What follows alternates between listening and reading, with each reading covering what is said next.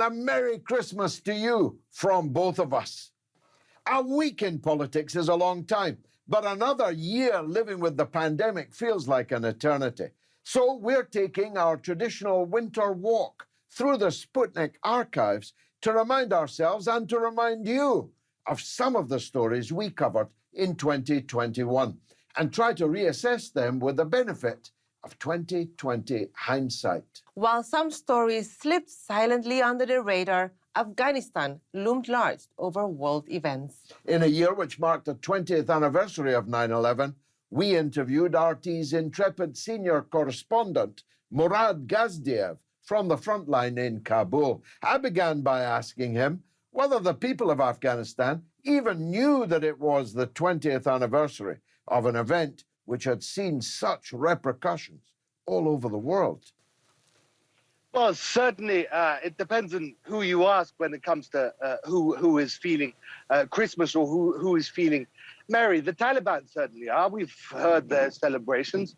A lot of people have been killed during celebrations by the Taliban when they began firing into the air when the last of American troops left Kabul airport. Hundreds, thousands of guns firing tracer rounds into the air. The latest celebration, a few days after, was when they took Panjshir Valley, which is where the last anti-Taliban resistance in Afghanistan resided, where they made their stand unsuccessfully. From what we understand, a number of them have been killed. The Taliban's operation was very quick there. But again, the Taliban began celebrating here in Kabul to the extent that up to 17 people were killed as a result of when bullets are fired up in celebration, they have to come down. 17 people allegedly killed here in Kabul. We were filming on the roof, and we had to get away. We heard bullets were making that characteristic whiz as they fly by you.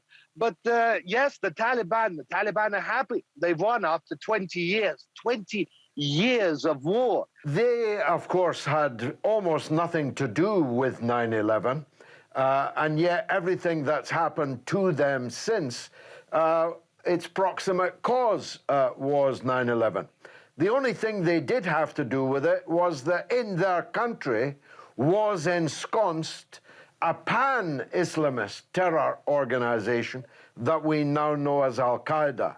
Any sign of Al-Qaeda, and even worse, ISIS, returning to Afghanistan?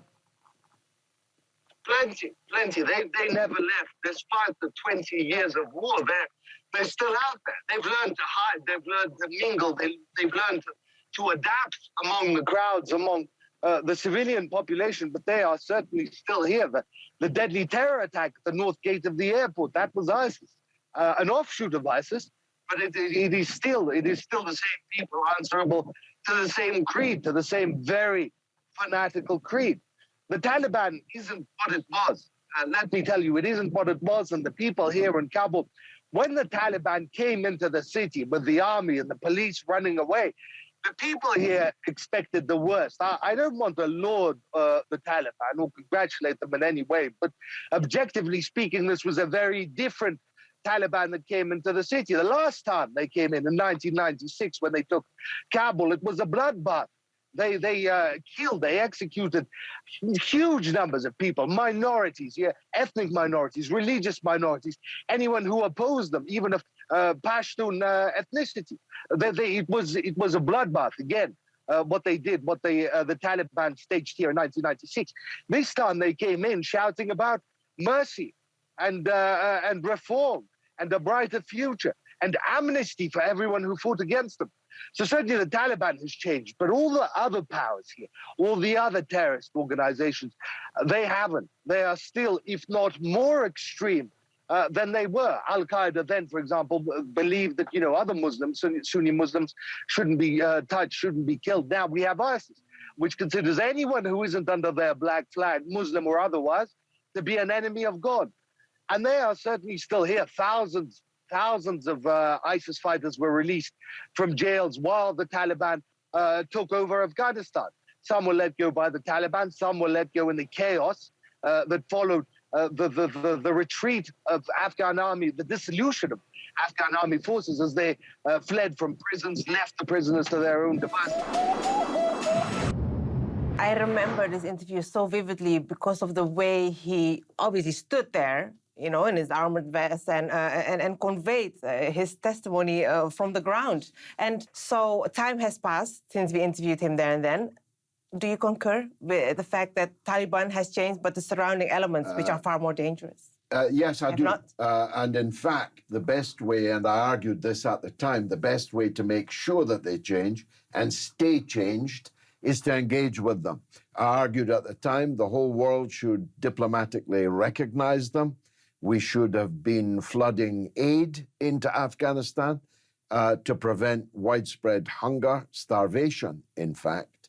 But neither of these two things has actually happened. So we're on the risk either of the Taliban morphing back into what they once were, medieval obscurantists, or the Taliban being superseded by the more extreme elements of ISIS, Khorasan, Al-Qaeda, and who knows, maybe the metamorphosis, the variants have not reached their end. Who knows, you could get a group even more extreme than ISIS, Khorasan. So I think that in this coming year, Afghanistan is going to be a big story, largely because famine on a biblical scale, just like in Ethiopia, might well envelop the whole country. Now then, across the other side of the world, COVID cases were ripping through South America, but not even a pandemic could stop elections there. In April, we spoke with Alan McLeod from Minpress, who explained the effect of Lula da Silva's imminent return to Brazilian politics and the impact it was having on the current Bolsonaro government. Let's have a look. You know, there was a report from the DHHS, which is the Department of Health in the United States, that really caused international news, particularly in Brazil, but across the world as well. One of the chapters was talking about how it was fighting a malign Venezuelan, Russian, and Cuban influence across Latin America.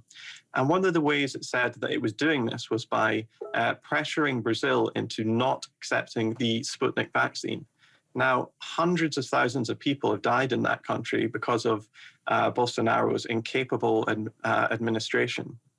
And this caused a huge scandal when it broke, because it means that tens of thousands of people are dying needlessly in Brazil.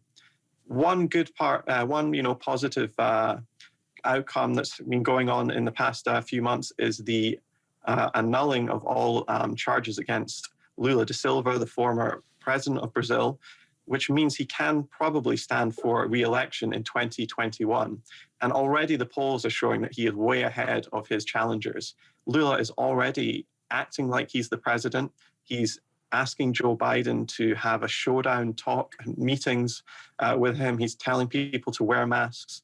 And suddenly Lula appearing on the domestic scene has caused Bolsonaro to do a huge 180 in all of his public utterances. Before, Bolsonaro was talking about how masks don't work and everybody should just use hydroxychloroquine. But suddenly he's become so much more responsible. And I think the reason for that is because he suddenly sees that he will have a challenger in 2021. So suddenly there's something to play for. And so Brazil is absolutely up in the air right now. So I looked a lot younger in that clip. And my beard was vividly more red. A bit dangerous. Well, obviously, I was conducting the interview with young James when you were off the air. But obviously, that interview kind of represents the plates that are moving throughout Latin America. Oh, yeah. In fact, even more dramatically, since that interview took place, the election just the other week of the left-wing president of Chile, more particularly, because he's not actually that left-wing, but he defeated decisively Bolsonaro's buddy, a hard-right, son of an SS officer, fugitive to Chile, like so many, who fled to Latin America at the end of the Second World War. The defeat of a man who was an open supporter of General Pinochet. The death on the eve of the election of the 99-year-old widow of General Pinochet How symbolic. was very symbolic. So the plates are definitely moving. And not just, of course, in Chile.